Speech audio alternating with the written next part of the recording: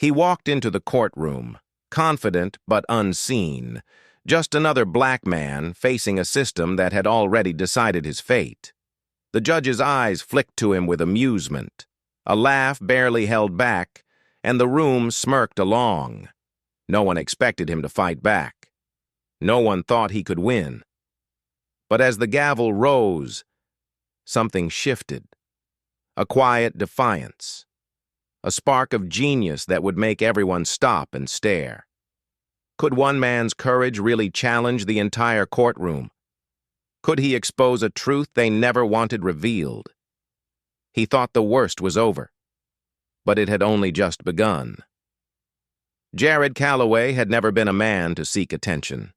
He worked long hours at a small legal aid office, quietly helping families fight battles they thought they couldn't win.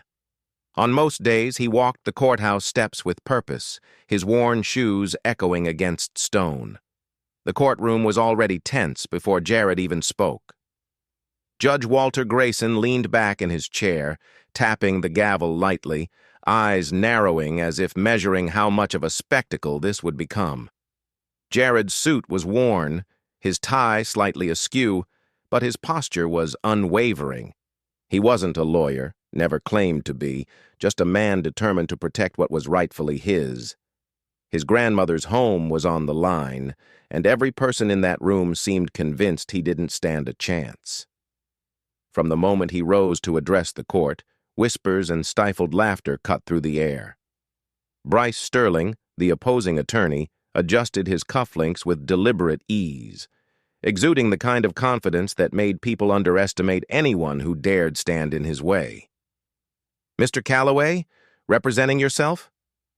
Judge Grayson's tone dripped with amusement. The chuckle that followed from the corporate side of the room didn't help. Jared heard it all, of course. That was part of the point. Sterling began his opening statement, voice smooth and practiced, outlining a narrative that had already convinced the court. The law is clear. The property was rightfully foreclosed. This isn't about emotion. This is about contracts, obligations, deadlines. Jared listened, calm, waiting for the right moment. He didn't flinch. He had studied every loophole, every statute, every precedent the bank might hide behind. When he finally spoke, the courtroom seemed to tighten around him. "Your Honor," he said, voice steady, "I have reason to believe the foreclosure was based on forged documents." A ripple of shock moved through the room. Sterling's smirk faltered. Grayson's eyebrows lifted. Fraud. The word hung heavy in the air. Jared produced copies of the original mortgage and the later modification, pointing out discrepancies in the signatures. The second signature wasn't his grandmother's. A hush fell over the gallery. Even the judge leaned forward, scanning the documents carefully. Jared didn't rush. He let each moment stretch just long enough to feel the weight of disbelief and anger building around him. Sterling tried to regain control, dismissing the claims as irrelevant. But Jared was relentless. Each fact, each document he presented, chipped away at the confidence that had once filled the courtroom. He exposed a trail of transfers, missing endorsements, and questionable timings, proof that the bank had no legal right to foreclose. Gasps and murmurs spread like wildfire.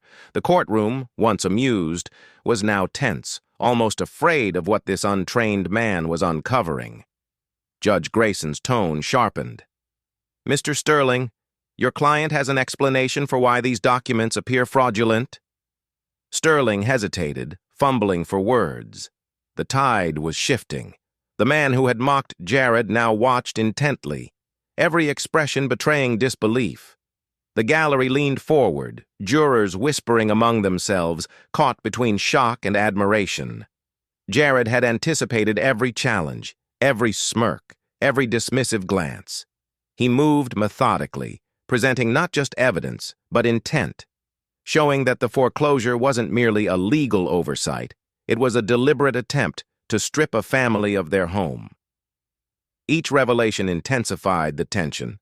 A courtroom that had laughed minutes before now sitting on edge, unsure how to respond. But Jared wasn't finished.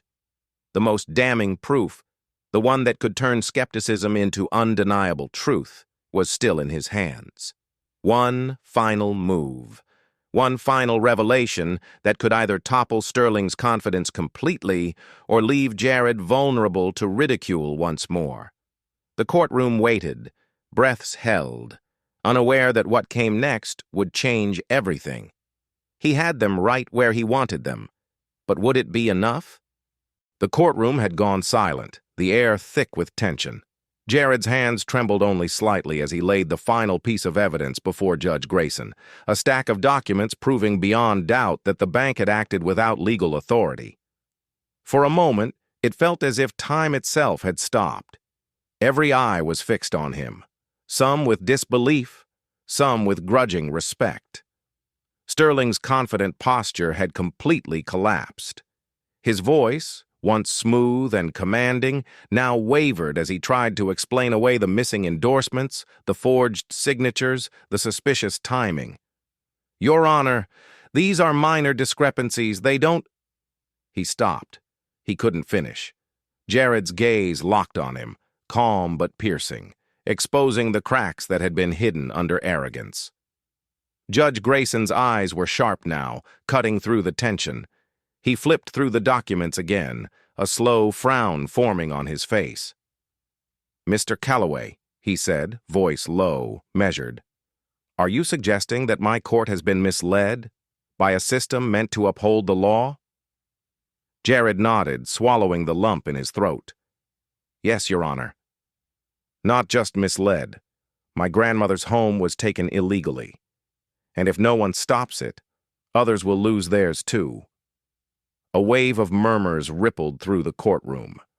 The gallery, the jurors, even the bailiffs leaned in.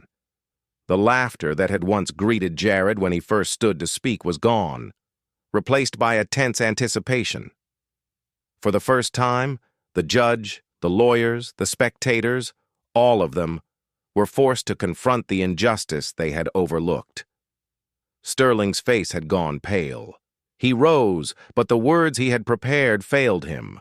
Every rebuttal, every rehearsed statement seemed insignificant against the evidence Jared had meticulously gathered. The very system that had seemed untouchable was trembling under the weight of a single man's relentless determination. Jared felt a mix of fear and vindication. Fear, because the courtroom could still turn against him. Vindication, because he had pushed back against a world that had counted him out from the start. He wasn't just fighting for a house. He was fighting for dignity, for recognition that the rules were not always applied equally, and for a moment, that fight had everyone watching in stark, uncomfortable truth. Judge Grayson's hand hovered over the gavel. The silence pressed down, heavy and suffocating. Then he spoke, voice sharp and deliberate. "Mr. Sterling, you will provide full documentation for these transfers immediately. This court will review every signature, every endorsement. The allegations of fraud cannot be ignored." The tension broke like a dam. Gasps filled the room. Sterling sank back into his chair, defeated, while Jared exhaled slowly, heart pounding but steady. He had exposed the system's flaws, the discrimination, and the calculated indifference that had allowed injustice to thrive. But even as relief washed over him, a quiet thought lingered. This victory, as monumental as it felt in that room, was only one battle. Outside these walls, the world wasn't so kind. How many others would still face the same injustice? How many voices would be silenced before someone like Jared could stand up for them? He had won the courtroom, but the fight for true justice was far from over. Jared left the courtroom that day with a quiet sense of triumph, but also with a weight he couldn't shake. His grandmother's home had been spared, but the victory felt bittersweet. He had faced a room full of skepticism, condescension, and subtle racial bias. And yet, he had won. Not because the system was fair, but because he refused to let injustice stand. Every document he presented, every fact he unearthed, had chipped away at centuries of complacency, prejudice, and the assumptions people made about who deserved to be heard. Outside the courthouse, the city moved on, indifferent to the small yet monumental battle that had just taken place inside. But for Jared, and for those who had watched and listened, the story resonated far beyond one home or one case. It was a stark reminder that the law, which promised equality, often carried the fingerprints of bias, and that courage and persistence were sometimes the only weapons against it. He thought about the countless others who never had a chance to speak, whose voices were dismissed before they even entered the room. Families forced from their homes, young black men treated as invisible threats, communities overlooked and unheard. Jared's fight had become a symbol.